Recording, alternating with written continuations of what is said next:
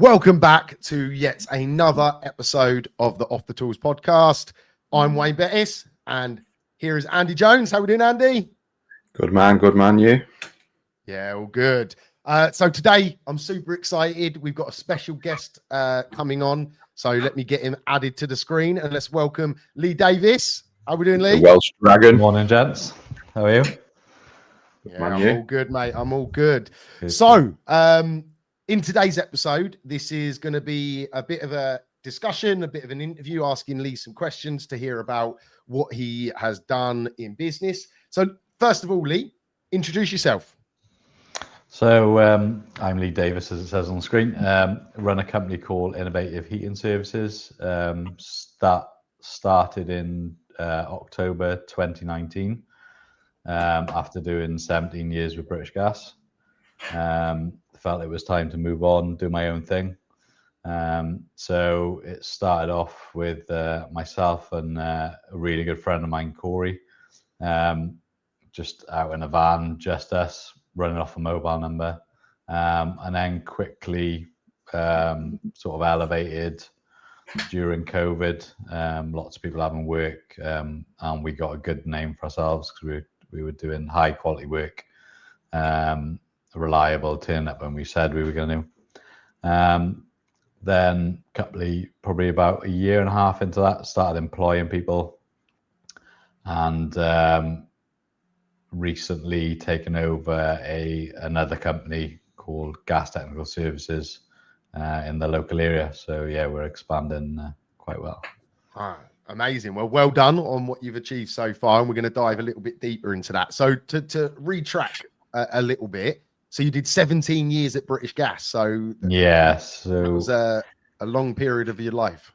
Yeah, so I did A levels at school. I think I did business studies and IT.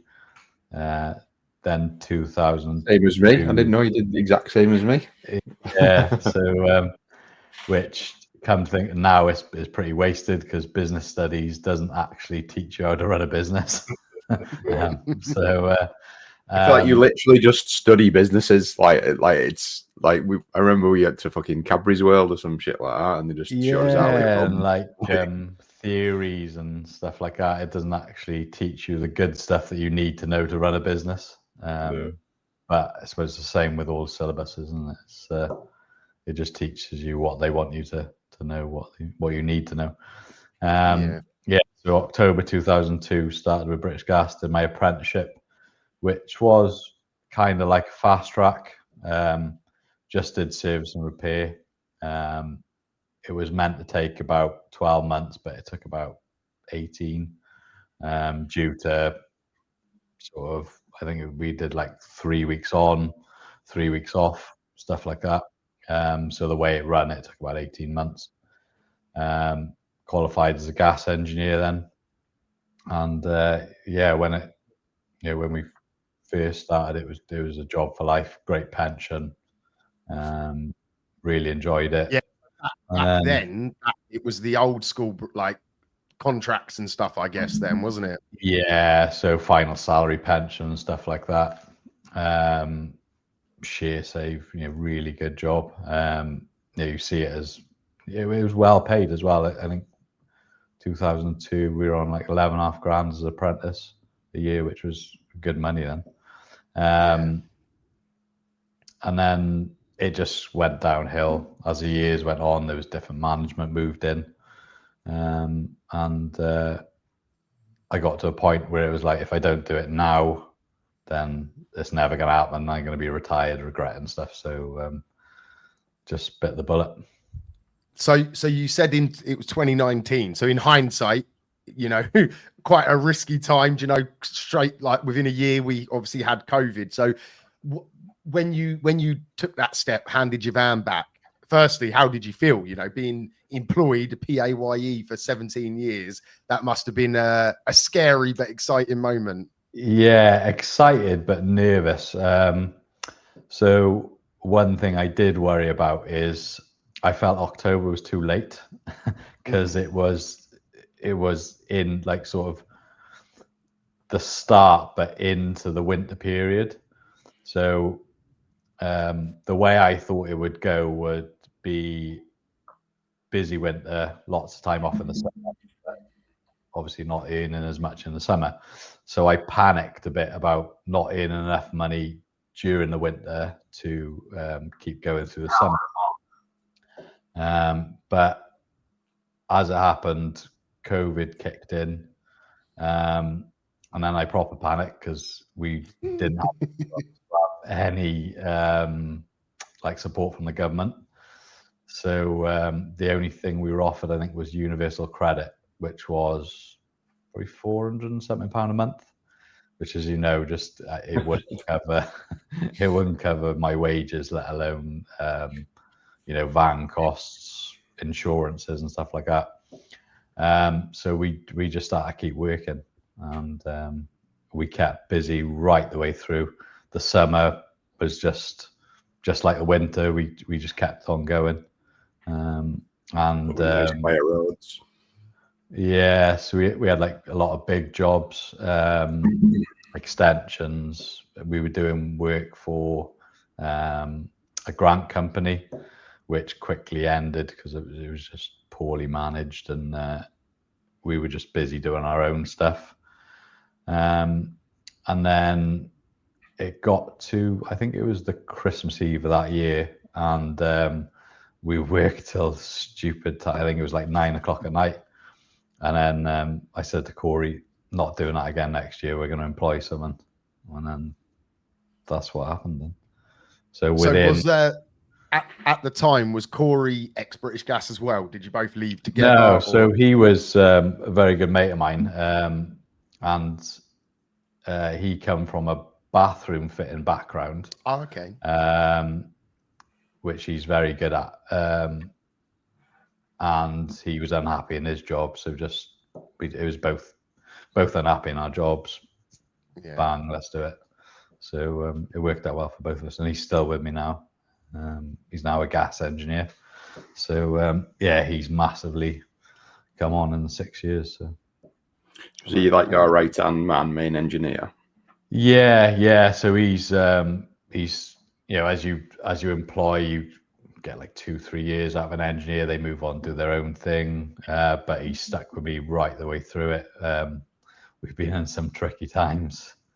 But he's like my right hand man now. He does. So to go from a standing start in 2019, how were you generating work? What were you doing? Like just a lot. This is going to sound a bit sort of cliche, but a lot of it was word of mouth. So we built up a really good reputation, and the phone was constantly ringing, especially with COVID as well, because like the companies that were running for longer periods, they were going on furlough and just enjoying the time off, whereas we couldn't afford to do that. We had to work. So we basically picked up a lot of basically stuff that they couldn't do.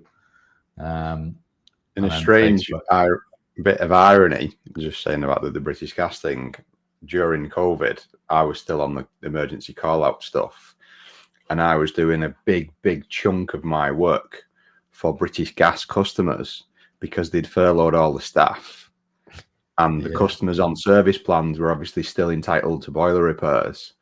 So they were then getting routed through all the call-out companies, and customers were finding a loophole in the system and basically rebuilding the boiler, because British Gas sort of like they had the cuffs off, and it was you can have everything bar a new boiler.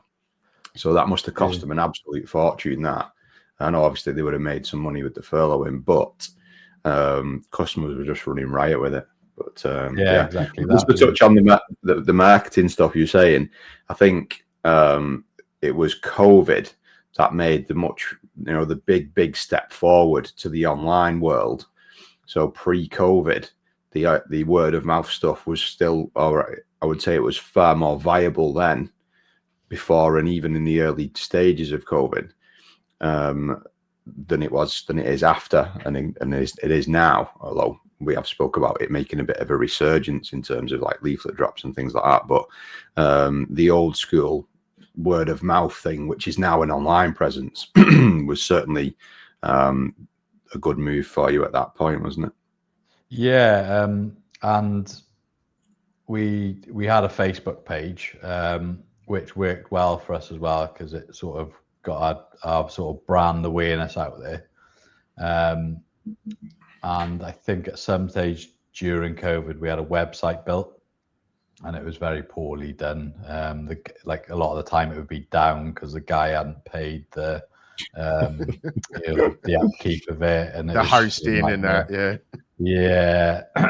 So that quickly fizzled out as well, and it's and I didn't really know about marketing then.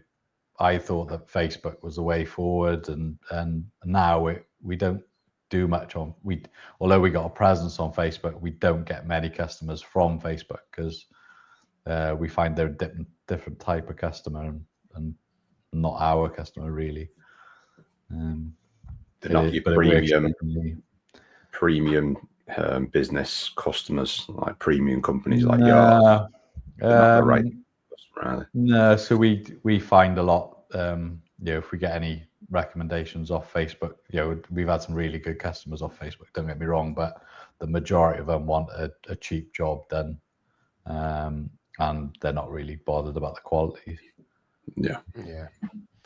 So obviously you got through the first year of COVID, moving into 2021 and beyond. You obviously, it sounds like you had a rough Christmas, and you said that you were going to start to employ people. So take us a little bit on the journey and the timeline of how that sort of transpired.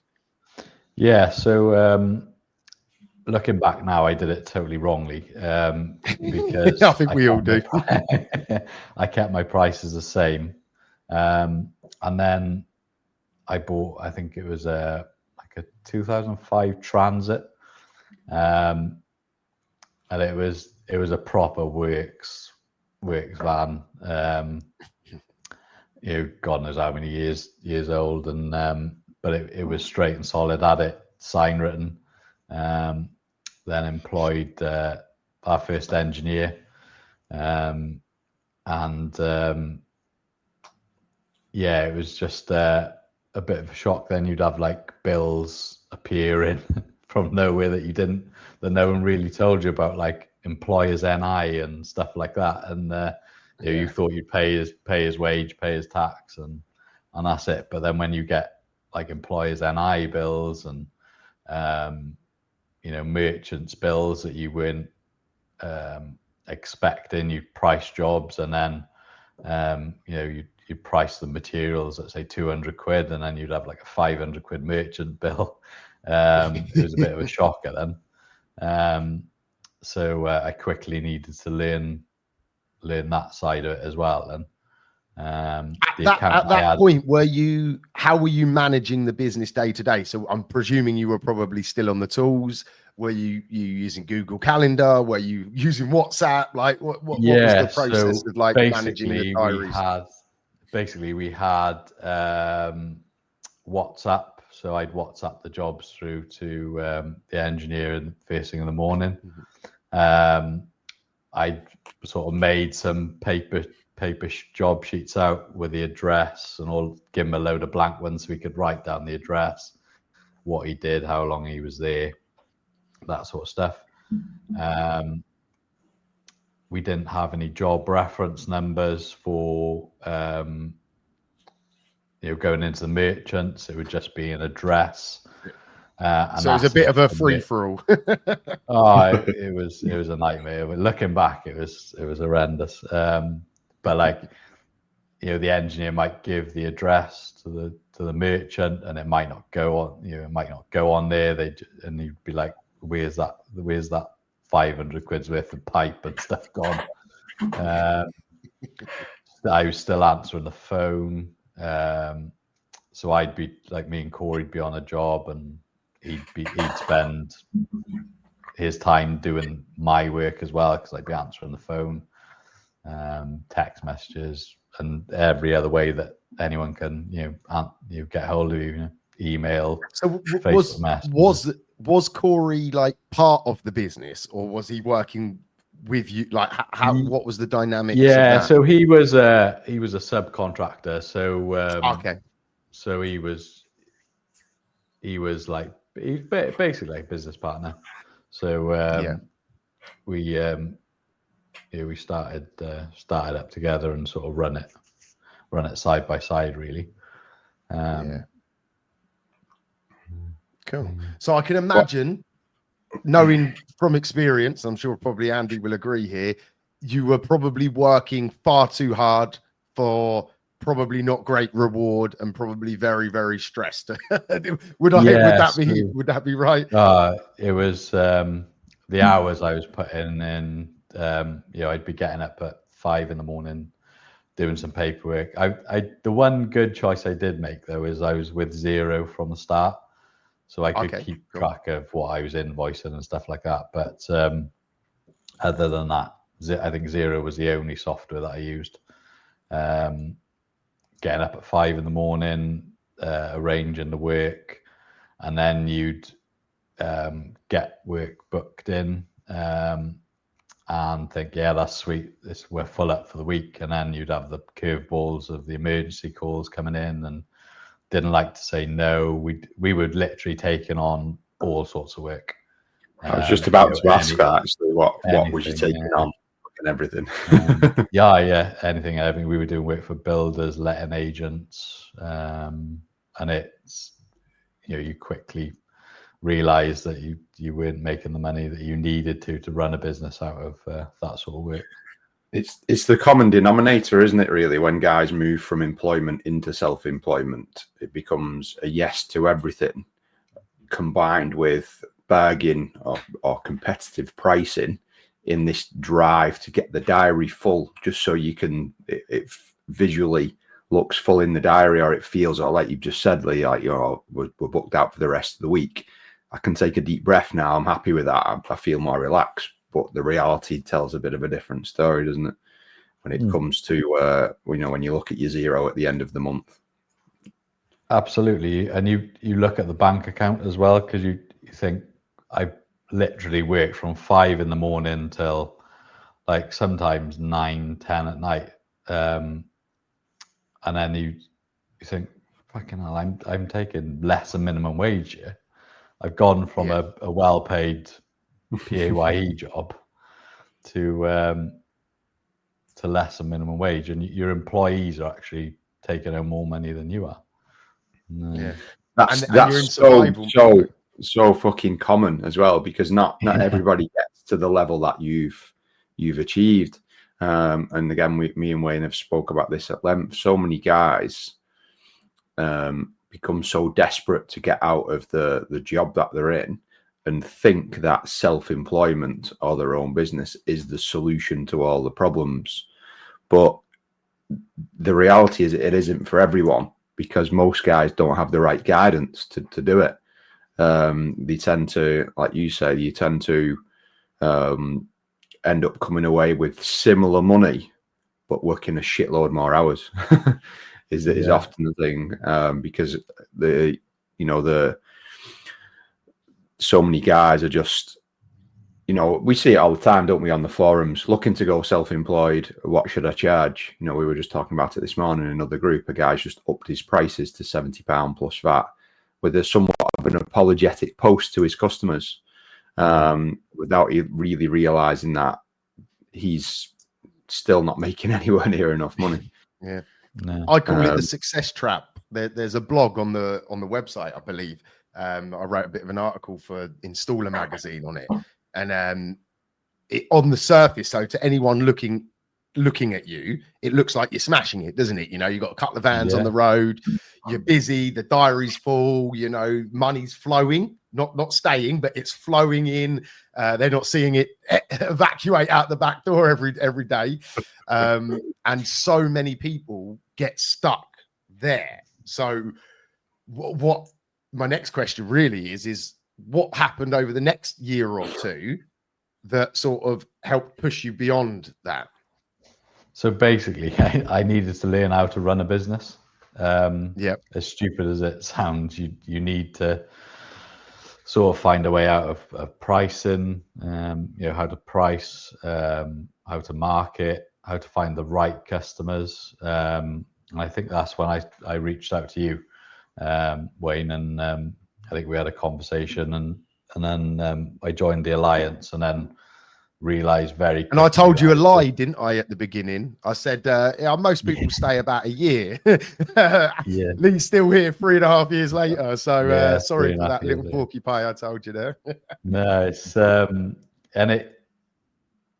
why I needed to learn how to run a business and price everything right, choose the right customers, and then you kind of feel guilty because you're like your customers that have been with you from the start paying like 60, 70 quid for a service, and then you start putting your prices up to where they need to be, and it's, well, I think my prices have probably doubled, at least, just because that's what you need to make it worthwhile and to sort of pay everything. To operate, yeah. Scary how many lads are just floating along in survival, isn't it? Like when you really, like when we've had new lads join the Alliance, and me or Wayne have sat down and ran through the numbers with them. Most are generally making around 30 grand, or if you want to make it as an equivalent to a salary, it's usually around 33 grand, something like that. But it's very easy when you're not educated to look past or not see the in-depth numbers and just see that cash flowing through. Like Wayne's just said, I've just done this job. I got 200 quid for that, happy days for that. I've done this job. Or my day rate's 300 quid. And then they start thinking, well, 300 quid, 5 days a week times 4 weeks. I'll be smashing it, and just absolutely dismiss all of the ins and outs. And again, that's such a common thing on the online, really. There's another coach in a similar-ish space, and he put a post on the other day about rates, and he's also operates in the property world. And the amount of property people who jumped on it and were like, fucking hell, I wish I was earning that, blah, blah, blah, blah, blah. Even people like that don't really see the ins and outs. And these are usually people who've come from, they've probably got a degree in this, that, and the other.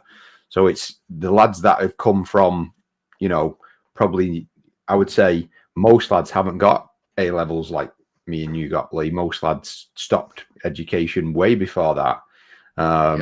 So that's the big thing that's lacking, isn't it? That obviously probably pushed you and has pushed me forward from is learning, basically, isn't it? Otherwise, you just don't know. All you see is an amount of money coming to you, and it's 10 times worse when it's cash, isn't it? Even though that's a bit of a debatable thing, like the cash is king analogy. Well, to a degree, yes, it is, but to another degree, it's not, because it's super, super hard to track the fucking stuff, because it goes in your pocket and then you miss this. Oh, have you got 20 quid on you? You know what I mean? You need to pay this, you need to pay that. Next thing, it's gone. You don't know where it's gone. But yeah, it's learning to actually know the numbers, isn't it? Rather than just seeing what's flowing in. Yeah, and consistency as well, because some days you can go do a job. Say, I think I was charging 650 quid to do a combi to combi, which was probably decent money back then. But you do a combi to combi in a day, 650 quid, happy days. And then the next day you do, you might spend a day quoting or surveying jobs, or you go and diagnose a boiler, and then wouldn't get paid for that until you went back and fitted the parts. And so you do 650 quid one day, and then the next day you'd spend money because you were just using diesel and obviously all your insurance costs and stuff for that day. So you've got to learn how to factor that in as well. 100%. That's a huge point. One good day I can have be conversations. ruined. Yeah, and the word consistency. A lot of people can charge the right amount of money, but they just don't charge it consistently throughout the year. So in that example, you know, that 650 quid sounds great, you know, to anybody else, but literally within 24 hours, that only become 325, you know, and less because you've then added costs on for the next day as well, you know. So yeah, that's a really important point. So as you started to understand a bit of business, what steps did you make to sort of actually improve and start taking action with some of those lessons? So I think the first thing we did then, the big change then was we started using job management software. So the paper stuff just went, and then that allowed me to track stuff more. So we had more data on jobs, like, and then what I was, one of my fallings was my heart was in it, or my feelings were in it too much. So say one of our engineers has spent like 4 hours on a job, I'd sort of look at it and I'd be like, God, we can't charge you that, you know, can't charge you that amount for that time. But in real terms, you have to, because that has taken that engineer 4 hours to fix their heating. You know, it needs to be charged. So it allowed us to do stuff like that. We could send reminders, tracking. What else? We track the engineer to the job. And what software did you decide to start using? So we use Surefire. I sort of looked around a couple of different options. We looked at ServiceMate. I think this was actually pre getting involved with you, Wayne, because when I looked at ServiceMate, even though I am a bit techie, it looked a lot of work to build it out. And I didn't realize that you could actually pay someone to build stuff like that out. So I went for Surefire because it was off the shelf, used by a plumbing company. I think it does scare a lot of people off, that, doesn't it? When they look at job management software, because a lot of them, you do it, and including ServiceMate, as you said, you have to build it yourself. A lot of guys then will go to something like Gas Engineer software because it's very, very simple. But just wanted to just jump back on something you were saying then about the you were seeing an engineer had been on site for X number of hours. I would say you absolutely had the right mindset there to move away from the emotion side of things. But I would also argue that another barrier that guys put in front of them is when it's only them and they don't have staff. I would argue that it's so much harder to do that because, you know, we've all been there. You know, the three of us have all been there, and you've got the old deer on site, and it turned out to be a small job. And even though it might be booked in for an hour, it's took an hour out the diary. It's a full slot and it should be charged, and then it transpires to be a quick job. When it's just you, the sole trader mindset becomes that, oh yeah, just give us 20 quid, love, just give us 20 quid. Yeah. But when you need to take that step back and go, well, actually, it still costs the business an hour. So it has to be charged an hour. Yeah, you can make a little bit of a flex when it's just you, if it's a pure profit kind of scenario. But once you start to grow a bit of a business and you're using a job management software and using other softwares and things like that, you can't afford to do it anymore. And I think getting more staff out there, and this is something that we speak to the other lads about, some guys really struggle to remove the emotion from it. And one of the secrets to doing that is getting someone else answering the phone, getting a job management software, and then ideally getting yourself a bit more off the tools. So then when it is a member of staff, it's been booked in by someone, a VA or someone in the office. It's there in black and white on the job management software, and it's not you physically going doing it. And I think that's the lack of willingness to hire or use a job management software is one of the big things that stops guys making the money that they deserve. Yeah, absolutely. And another thing is as well is you get, because it was sort of my name by the word of mouth. It wasn't Ask Innovative. It was get Lee Davis round. I struggled with, even though we were employing an engineer, I was like, I'm going to go do that myself because she knows me, and I know I'm going to get it done quickly for her. And you need to sort of distance yourself back, because what happens then is you're flat out for a day. Your engineer's having a nice, easy day. And bumbling around, and then you haven't had a chance to do any of the day-to-day running of the business stuff. So you're back in square one then, where you're working 14 hours that day because you've decided that you could possibly do a better job, or you do it differently to the engineer you've employed. So it's because Mrs. Smith has sort of specifically asked for you. When your engineer is going to go there and do exactly the same job that you do. Yeah, no, you're exactly right. And again, it's part of that success trap, because people at the start want you, so when people are scared of letting go because they're like, oh, I know this customer, they trust me, they've asked for me.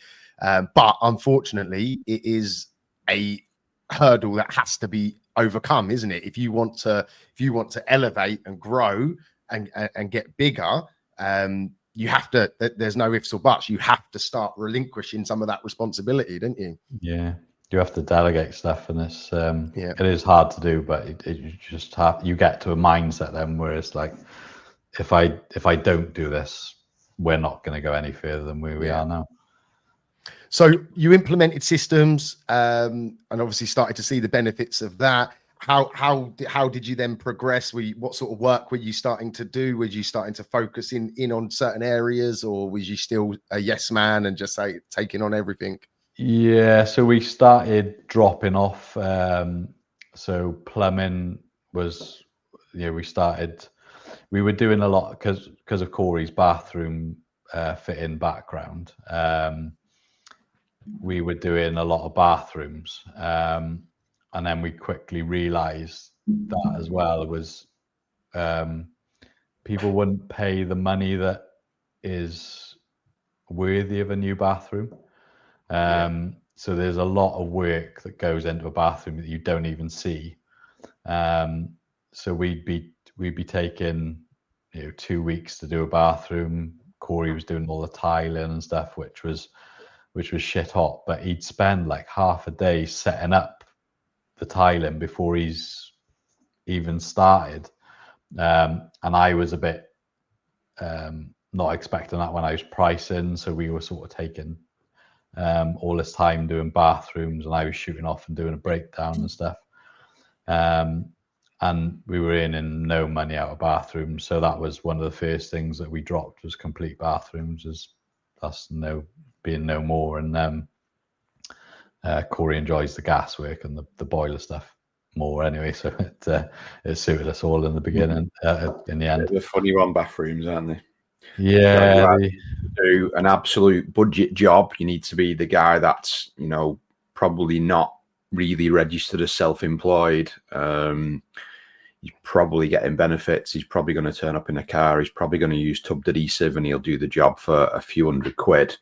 Or you've got the bathroom showroom, you do the waterproofing, you do the cement board, it's the fucking bee's knees kind of thing. Trying to operate at that middle ground, it's really, really hard to acquire the customers who will pay that upper end money. Again, from experience. We were producing some like shit hot bathrooms. Like Corey would do the whole lot. He'd do the joinery, the tiling, the wallboarding, and the customers were getting a hell of a deal, because they probably weren't getting priced right, and the standard was right up there with the best. So we quickly first of all, we decided that, right, if we're going to do bathrooms, we're going to price them properly. People wouldn't pay the money, so we moved away from that quickly. builders, we were doing a lot of work for builders. We whittled that down to, the good ones that would pay on time, and they were nice to work for. You turn up on site, the site would be clean. They were top-notch jobs. So we whittled them down until probably the beginning of this year, when we decided that was it with builders. We weren't doing any more work for builders, and then concentrated heavily on boiler installs, and I think we went from our first year of 20 boilers in the year to I think we're up close to the 80 in the year this year. So and what's your preferred boiler? It's always a topic for discussion. Yeah, you're a Worcester man as well, yeah? Yeah, kiss the I badge. think we all are in the room, aren't we? We are. Yeah. Shout out to Worcester. Yeah, yeah. Sponsorship available, Worcester, if you want to get some more exposure on the podcast. I've lost the train of that I was in. So your job management systems, you're starting to be more precise on the type of work that you're doing. The business is growing. Is it still the three of you at this point, or have you gone into more staff? We took on our second engineer then, because we landed 4 properties that were being converted.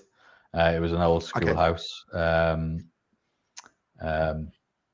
A mate of mine who's a builder had picked up this job and sort of recommended us. So that one worked out quite well, because the customer was paying us by the hour. It was just too big a job to price properly. So I had 2 engineers in there at an hourly rate, but then realized that the hourly rate we would get, even though it was a good hourly rate,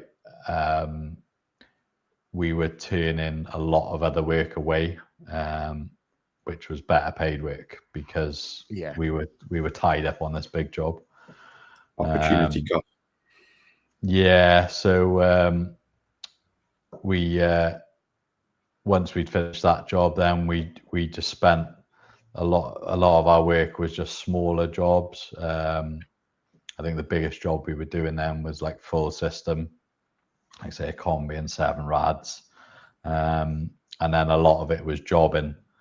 So then that became a bit of a nightmare itself then, because that takes a lot of management.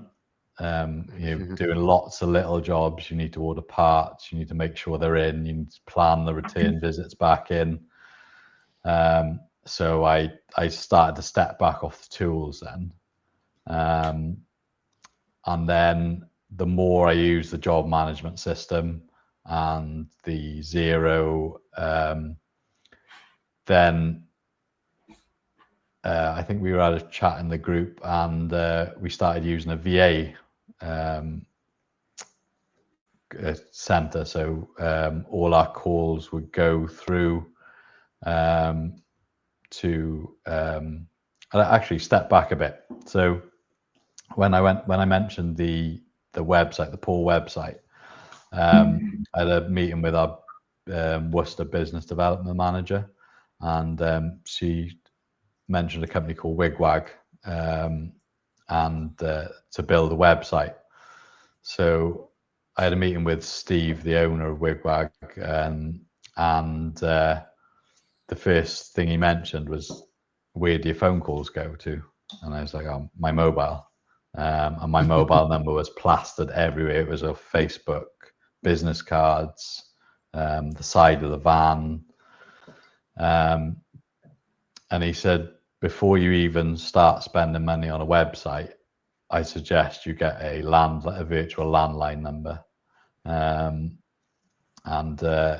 So that was the first thing we did then with Wigwag, was a virtual landline number. And then we went for a professional email address. So it was we used like an Outlook email from the start. So we went to like info@innovativegas.co.uk. And then we started using a VA company then to accept the calls. But stupidly, I went back on the tools because I wasn't answering the phone. Because I wasn't answering the phone as much. I thought I had more time.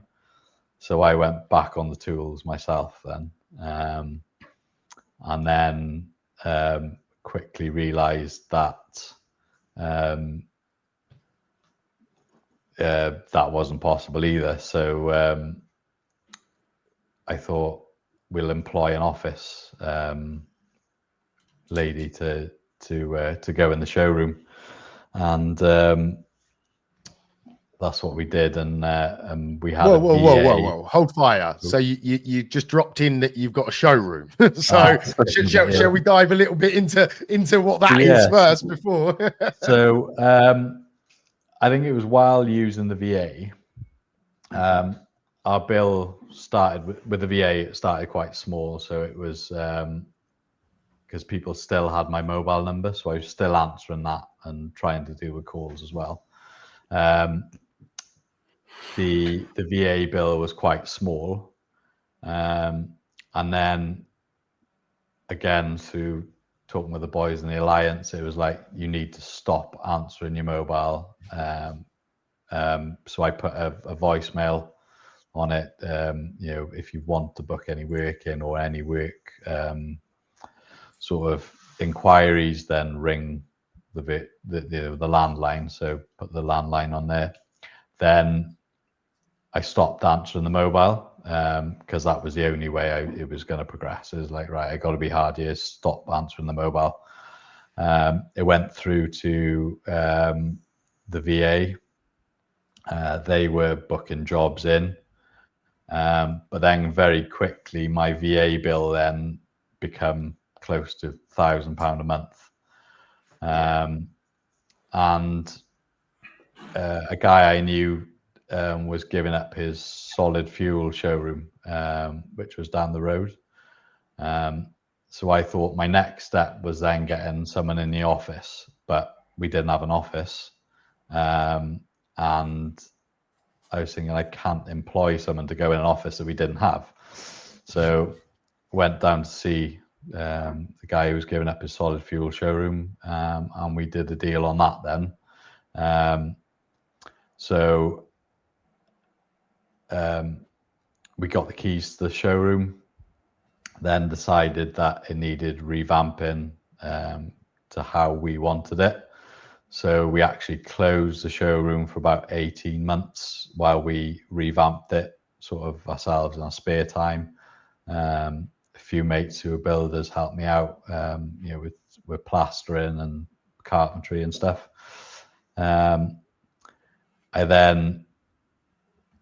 I was also on the tools at this time as well, still with the VA. So we were paying out for the rental on showroom, a VA, and then to pay for that, I was back on the tools. So then I decided that when the showroom opened, I was going to step into the showroom myself. The idea being sort of sell stoves, gas fires, and be an office of contact, answer the phones, and have time to do a bit of sort of managing. I then decided that was difficult because I was stuck in the showroom for those hours. So needed an office staff. Put an advert on Indeed, which just blew up. But with all sorts of wrong people. We had sort of 16, 17-year-olds that had done a bit of bar work that they wanted to step in and take the job, and it just wasn't the right the type of person. So I put a job advert on Facebook, and a lady come to come for an interview and then decided that it wasn't her sort of job role. The hours weren't maybe enough, and she had to travel a bit, about 20 minutes away. So by the time she had the sort of fuel into it, it wasn't worth it doing it. But she had a friend of mine might be looking for a job. So I remember it like it was yesterday. In comes Joe to the showroom, and we just hit it off straight away. And I was like, this is the right person. I don't think we had a proper interview. We just had a chat, and it was like, yeah, I can see she's when you know, don't you? Really good, yeah. So Joe started working for us. She was answering calls. I was sort of dripping sort of more sort of tasks for her to do. And then I found out pleasantly that she had a bookkeeping accounting background. So then she decided to take over Zero and do all our reconciling and stuff like that. Nice. So yeah, so Joe quickly had a pay rise, and she sort of become my sort of right hand woman then, and she was sort of arranging me, sort of, I like to call it nagging me to do certain tasks, and yeah, she brought the business on massively then. From there on in, I think there's a lot of value to bringing it in. We joke about this in the group, don't we? It's trying to. Most of us in the group in Alliance are around the same kind of age, aren't we? And we always say taking someone on who's a little bit a female into the office who's a little bit older and has a bit more world experience, because we're all lads at the end of the day, aren't we? And sometimes lads we all want to be like told what to do, and like mummy you need them, you know? I always say sort of like auntie kind of age, one of the like a younger auntie, slightly younger than your mum, older than your sister kind of thing. But yeah, that's like, guys who are a bit apprehensive about bringing someone into the office. My advice is always to do exactly what you've done there, Lee, and bring in someone a little bit older and let them take charge. Because, we said before, none of us are trained from the beginning to be business people. We're even less trained to be admin people. So getting someone in who's going to lock you, and if you've already got them, engineers down and manage them in that way, and like you say, boss them around, it's such a transformative thing for the business, isn't it? Yeah, and something as simple like receipts, like just having someone nag you for receipts, because I can remember when we first started up, and like in January, I'd like my missus and me, we'd be at the kitchen table just trying to sort receipts that we'd like found in the van and in a carrier bag into like some sort of dateable reference to bring to the accountant. And you just think like, how much money have you lost in sort of tax and VAT that you haven't been able to claim, or because you've just screwed the receipt up, or just said, don't worry about the receipt, mate, I'm in a rush, and just stuff like that, and just organization throughout is just key. 100%. If you're still sitting there with bags of receipts, in this day and age, then you need to be looking at systems and processes in the business, didn't you? So my guess is, speculation, things are going well by the sounds of it. You've opened the showroom, you've got the office person, business is good, yeah? Like what's the like end result of what's happening at this stage of the business? Are you gaining back some time and money and? Yeah, so we're starting to make a profit now. Like probably pre-Joe, we were just ticking over, I suppose. but we're starting to like, we were charging decent money now. This is probably only about 2 years ago. We were charging decent money, and profit is such a like everyone's afraid to say profit, aren't they? Yeah. Well, and then you realize quickly that that's the whole reason that you're in the game, is you want to make a wage and you want to make profit. Sort of Joe said to me a couple of times, it was like, well, there's not much profit in this, and I was most guys only make a wage, don't they? Yeah, and she'd quite often say to me, "You're never going to be rich," because I'd like someone would ring up and complain about the bill, and I'd say, "Oh, just knock a bit off," and she sort of she quickly sort of said, "No, you need to charge that. You need to charge," and she started. So then the accountant that we'd had from the start was. He was a great accountant, but probably for a one-man band sort of guy on his own. He was old school. Everything was paper, and Joe was getting a bit stressed, and she's quite a chilled out lady. And I'd noticed that every quarter when the VAT return was due, she'd be megally stressed. And I didn't realize that the accountant only used Sage. We were using Xero. So he was getting Joe to print out every single invoice and order it into a way for him to sort of go through it and tally up. And then she was going up to his office with like folders full of, bearing in mind now we've got, there's like 4 of us on the tools doing there's a lot of work being done. So she's printing out all these invoices, that are, the outgoing invoices and the incoming invoices, sorting them all into order. They're then going to the accountant, and then he is then re-inputting them into Sage. So it was like, something's got to change here. So I think you put me on to it was Wayne, you recommended Aaron McLeish, the accountant.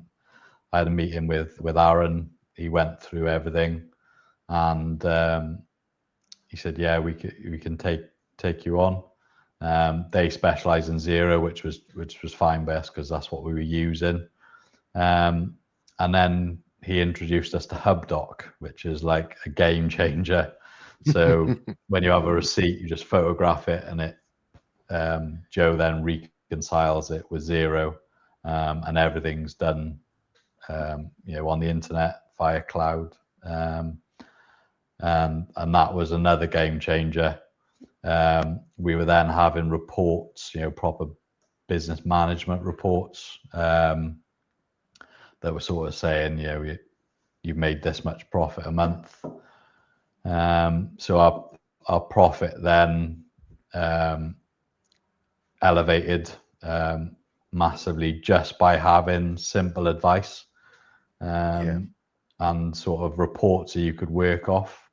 Because that's the other thing, you think you're making profit because you've got money in the bank, but you don't actually know how much profit you're making until someone actually tells you, or you work it out yourself.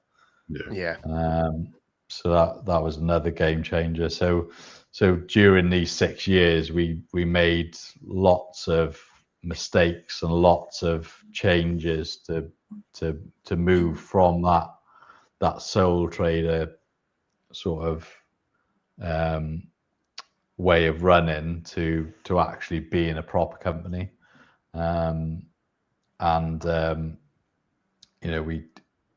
We were getting recognized for that then. So we was at the time there was only us and another couple of companies, but nothing major other than the big boys like British Gas. Home Serve might come down now and again, but yeah, we were making headway as to being a fairly large company with a good reputation in the area. So yeah, fantastic to hear. So then, what? So the next part of the journey brings us sort of up to the current. So what's gone on in the business this year? Where is the business going, and what's your plans? Yeah, so at this stage now, as I say, we're being recognised as a business rather than a one-man band. We're charging what we need to charge to survive. The boys are getting paid well. We've got an office lady who's answering the calls, organising the jobs, and doing the sort of reconciling, which then moves on to you need more engineers, and with the decline in gas engineers, it's a very hard job to find good engineers. So the other sort of thing that's worth mentioning as well is we dealt with Valor gas fires in the showroom, and the end of last year, then they decided that they weren't doing gas fires anymore. So we're down. They were purely doing electric. So the gas fire world is a bit of cartel sort of running, and so if you have a certain brand that you sell in gas fires and stoves and stuff, then they usually lock it down to no one else can sell that brand in a certain radius. So they sort of left us in the lurch, really, because there was there's not many gas fire brands, and the really good ones were being held up by a competitor of ours, Gas Technical Services, so Gasco, and Wildfire. So with Valor stopping making gas fires, we were left with displays that were just useless, because they looked nice in the showroom, but we couldn't sell them because they weren't producing any. So I asked on a forum, any recommendations for good gas fires, and someone recommended Wildfire. So rung Wildfire, and the guy on the local rep was like, yeah, I'd be eager to meet you. So I was like, great, that's an easy problem solved. So this guy arranged to meet me on like a Thursday, Wednesday evening, and he rung me and he said, I was meant to be coming down and seeing you tomorrow. I said, yeah. He said, I just realised that Gas Technical Services deal with us, and they're like about a mile away, so we can't deal with you. So I was like, God, what are we going to do now? So we've got this showroom that advertising gas fires, and we haven't got a brand to sell.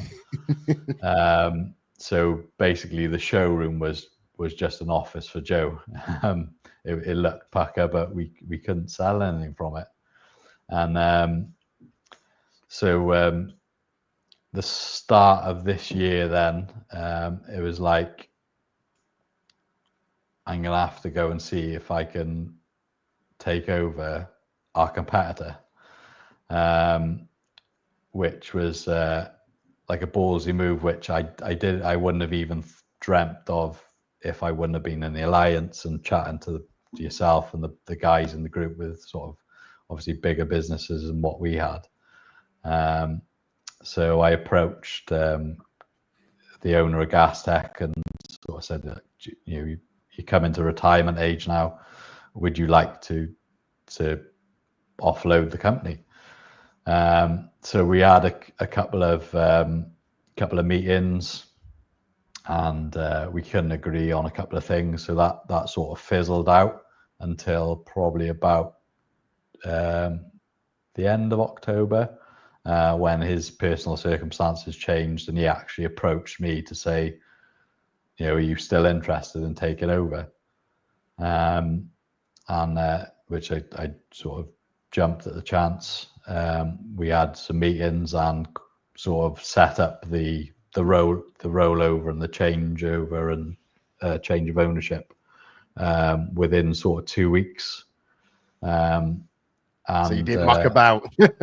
No, yeah. So here we are now with now another company. So we then decided that obviously they had the Gasco sort of monopoly, dealership, I suppose. Yeah. So we moved from our showroom into their showroom.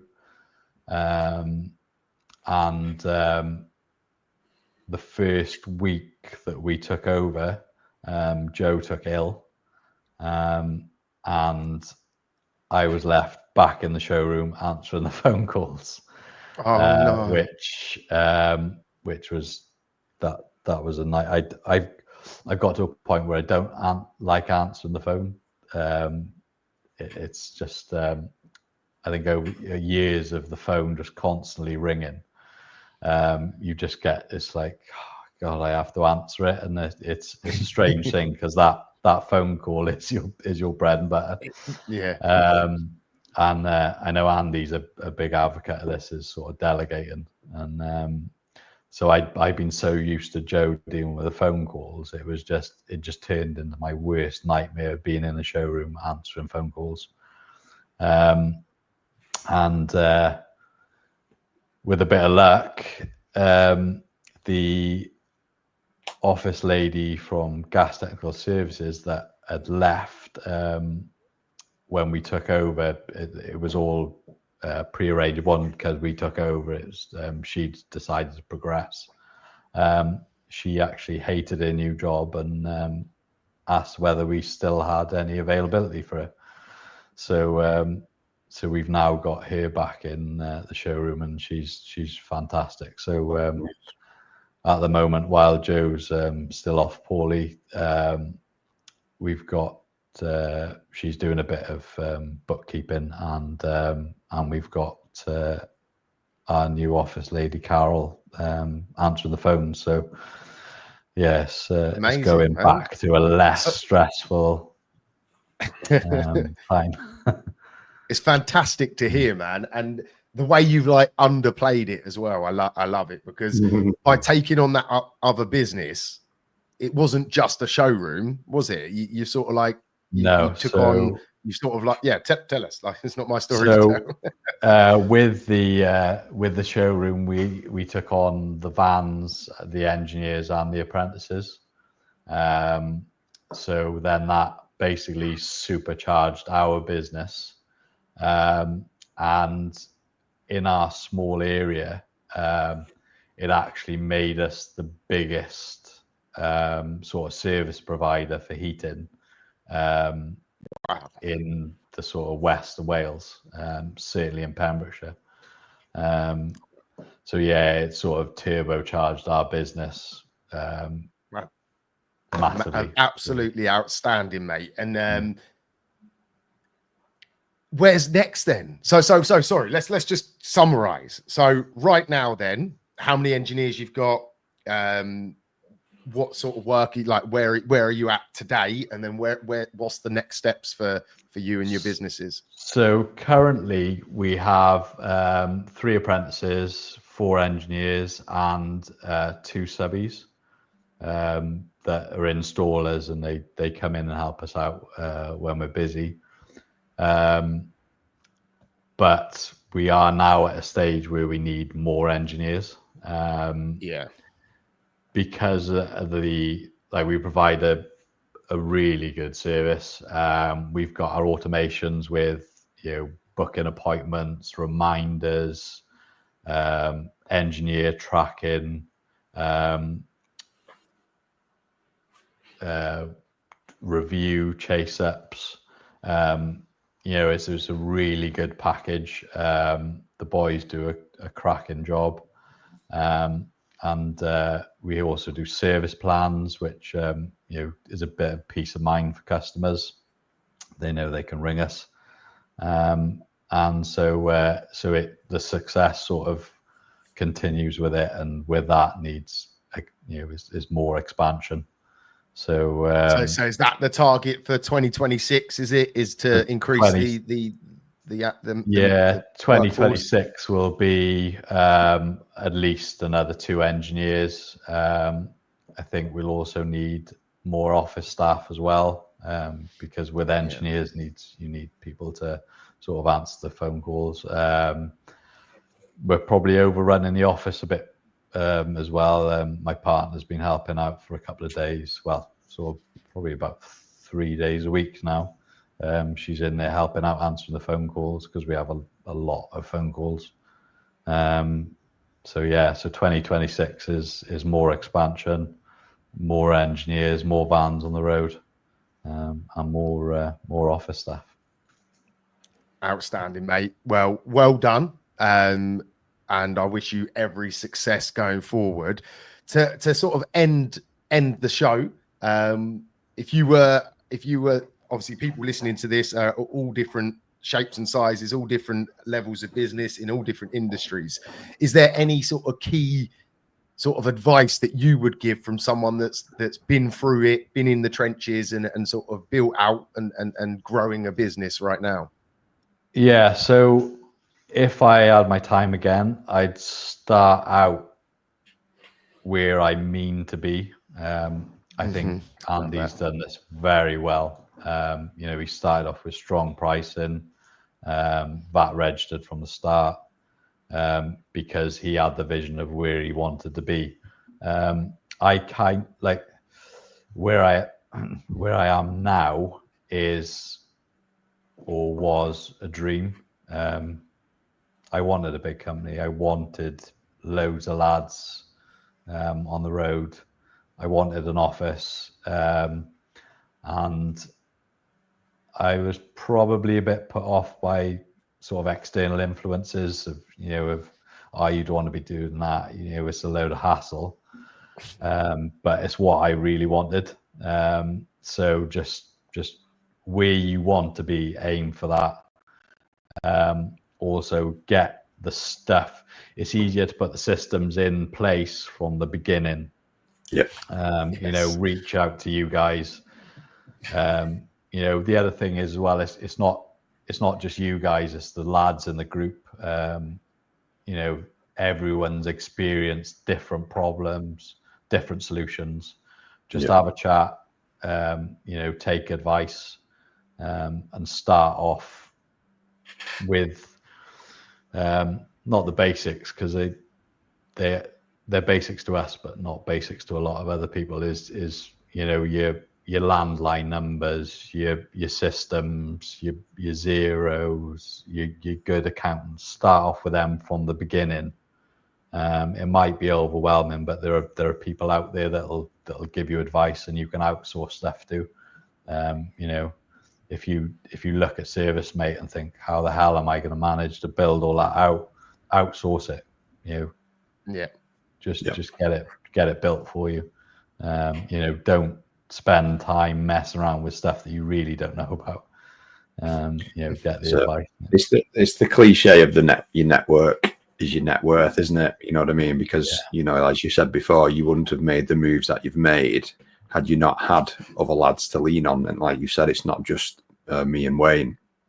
There's other lads in the group who've got big businesses, and they, by just process of osmosis, draw you up out to those higher levels. If you're surrounding yourself with lads with big businesses, naturally you're going to start to gravitate towards that mindset, as opposed to the traditional, sole trader sitting in the pub talking to another sole trader about, I've got 50 quid today, I'm just going to have a few pints with it, or whatever it might be. So Yeah, absolutely. It's there's lots of support out there, and being in business is a lonely place, because you sort of, yeah, you can speak to your missus and stuff, but they don't, unless they're a business person themselves, they don't really understand your issues, or their solution might be something that's not possible to sort of do. So it's getting the lads around you to sort of